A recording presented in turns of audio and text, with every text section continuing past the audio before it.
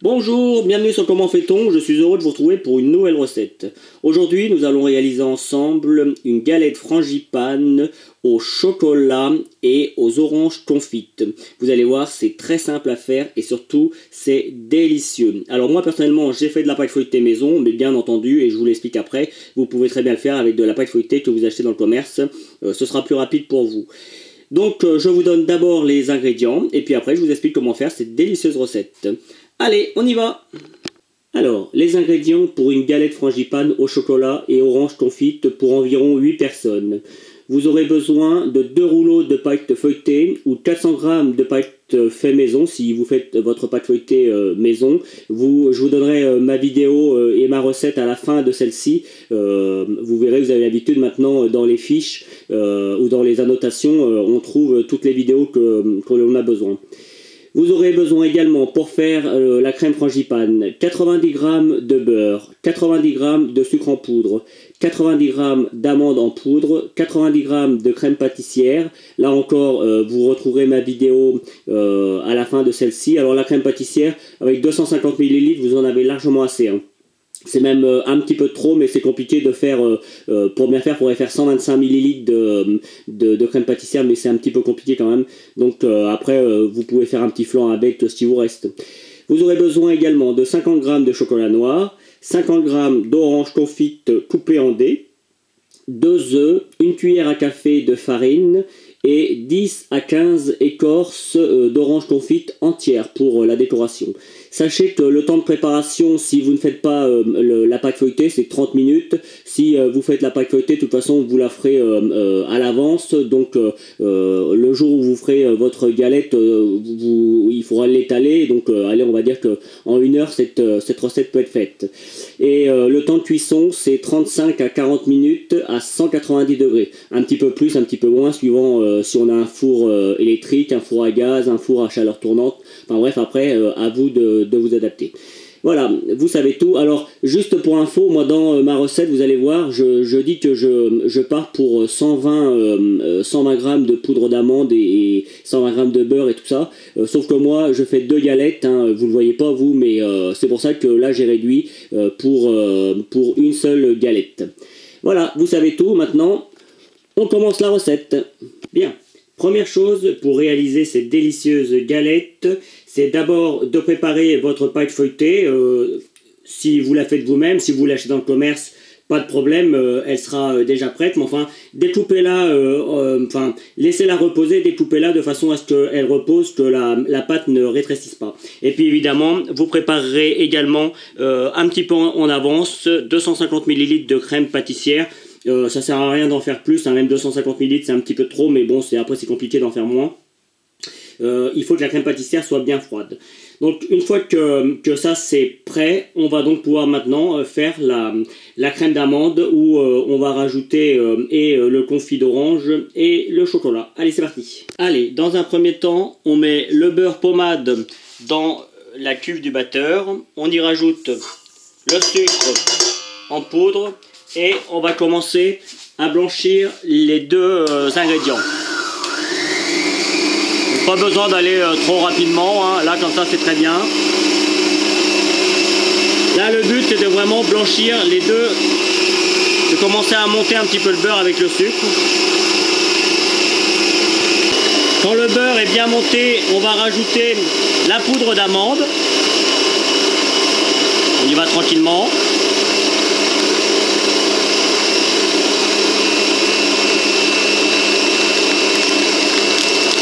Moi j'y vais avec le paquet parce que il faut 120 g et les paquets font 120 g. Je vais également rajouter une cuillère à soupe de farine, ça fait environ 5 g.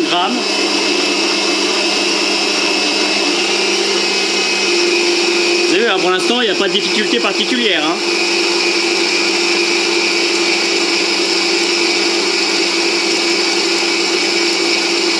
Maintenant, on va rajouter les œufs qui sont ici. On va les mettre un par un. On en met un, on laisse se mélanger. On en met un deuxième.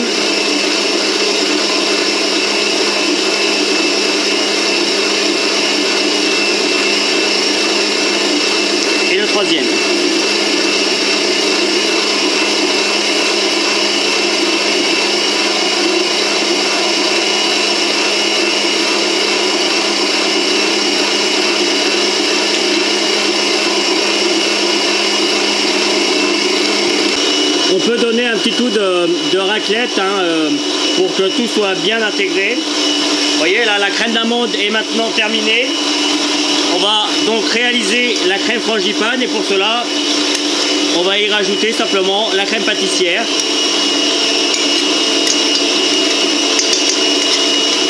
Et là, on a une crème frangipane et ce coup-ci, on va mettre un petit peu plus vite pour bien l'aérer.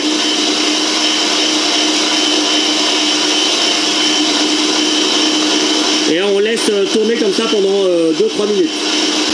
Bien, maintenant, il ne nous reste plus qu'à rajouter notre chocolat que l'on a fait fondre au préalable au micro-ondes ou au bain-marie.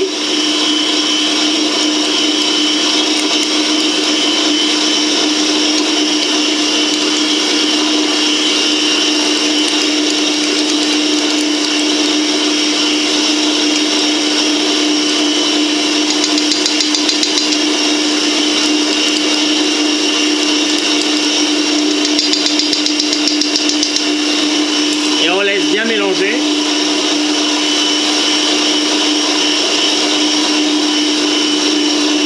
On va rajouter également les confits, les premiers confits d'orange que j'ai coupés en petits dés.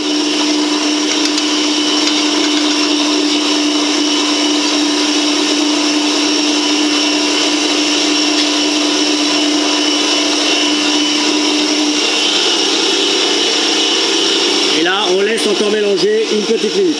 Voilà, notre crème frangipane au chocolat et aux oranges confites est maintenant prête. Il ne nous reste plus qu'à monter la galette.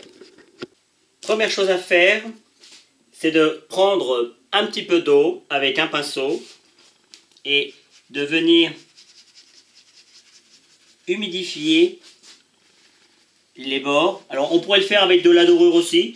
Moi je préfère l'eau parce que la dorure ça a toujours tendance à accrocher un petit peu trop. Il suffit que ça tombe un petit peu sur les bords. Après ça colle et le feuilletage ne gonfle pas comme on veut. Après pour une galette, hein, contrairement à ce qu'on entend souvent, il n'y a pas besoin non plus que le feuilletage soit super haut. Mais quand même, il faut qu'il développe un petit peu, c'est quand même un petit peu le but. Donc, une fois que l'on a fait ça, on va reprendre notre crème d'amande, enfin notre frangipane, parce qu'on a rajouté de la crème pâtissière, donc c'est plus de la crème d'amande. Et on va commencer à garnir. Alors vous voyez, hein, j'ai fait un trou assez grand pour que tout passe. Et vous voyez, j'en mets, hein, mais sans non plus exagérer.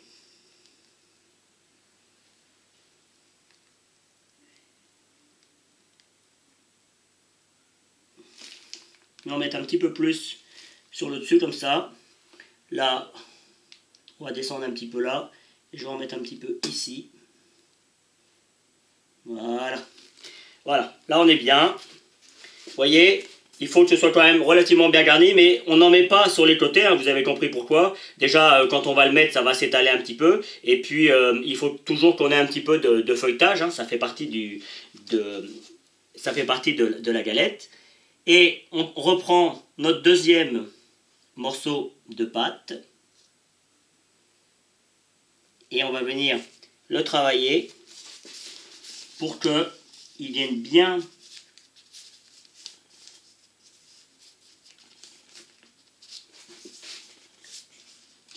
s'accrocher à notre deuxième partie. Vous voyez, là, il se peut que la pâte travaille un petit peu. Alors, n'hésitez pas à tirer un petit peu dessus. Sinon, vous faites un morceau de pâte un petit peu plus grand. Mais bon, comme ça marche aussi très bien. Il y a plusieurs méthodes. Hein. D'ailleurs, dans certaines vidéos, je vous montre comment faire un cercle un petit peu plus grand pour le haut, de façon à ne pas avoir ce problème. Voilà. Et là, on a quelque chose de parfaitement joli. Voilà, maintenant, il ne nous reste plus qu'à faire le décor. Alors, évidemment, j'en ai pas mis là, mais bien évidemment, si vous voulez mettre une fève, une ou deux, il n'y a pas de problème, hein, vous pouvez le faire. Hein. On va me faire des petits trous comme ça pour que la pâte, toute la vapeur qu'il y a dans notre crème puisse bien s'échapper. On va maintenant prendre notre dorure. La dorure, c'est un œuf que l'on a battu. Hein. Et puis, tout en faisant attention, comme je le disais tout à l'heure, de ne pas venir trop sur les bords. Vous voyez, si on voit qu'on en a un petit peu trop, on revient. Hop. Toujours pour éviter... par contre, sur le dessus, on peut y aller. On n'hésite pas. Alors, bien que je vais rajouter des oranges confites dessus, je vais quand même faire un petit dessin. Par contre, le tour, je vais le laisser comme ça. On peut, si vous le souhaitez, vous pouvez faire des petites accroches avec votre couteau sur les côtés. Mais bon, après, moi je vais le laisser comme ça. Ça va être joli. Et je vais faire une fleur avec le dos du couteau. Donc, pour ça, on fait une croix. Puis après, on fait un demi-cercle d'un côté, un demi-cercle de l'autre. On recommence l'opération. Hop. Hop. On fait pareil de ce côté-là. Enfin, quand je dis un demi-cercle, c'est pas vraiment des demi-cercles, mais enfin vous avez compris le principe. Voilà. Et une fois que l'on a fini, hop, on vient faire des petits traits pour ressembler à une feuille. Pas de difficulté, hein. Vous avez vu, c'est franchement très simple à faire. Alors, pardon, juste pour info, moi je vais la laisser encore toute la nuit au frigo. Parce que personnellement, je trouve que c'est mieux pour la galette qu'elle se repose bien, qu'elle soit bien ferme et bien froide quand on la met au frigo, au four, pardon. Mais bien évidemment, vous pourriez très bien la mettre au four directement, hein.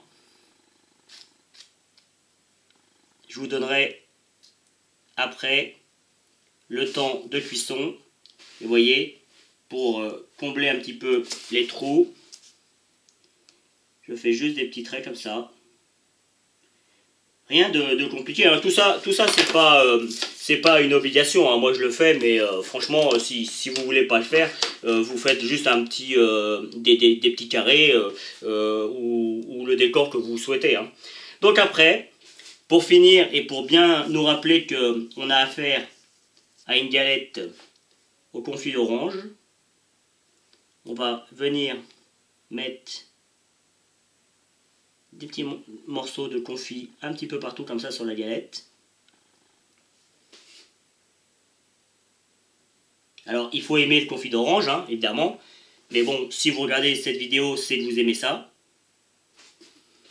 Là encore, hein, on s'embête pas, on essaye de prendre les morceaux les plus jolis. Alors les confits d'orange, on en trouve partout, hein, maintenant, notamment sur internet, hein. Il y a des sites qui en vendent. D'ailleurs, des sites spécialisés dans la pâtisserie qui vendent à peu près tous les produits que l'on peut avoir besoin quand on fait de la pâtisserie. Il suffit juste de taper produits pâtissiers sur internet et vous allez voir, vous allez trouver votre bonheur. Et puis là, on va venir en mettre une comme ça et une comme ça.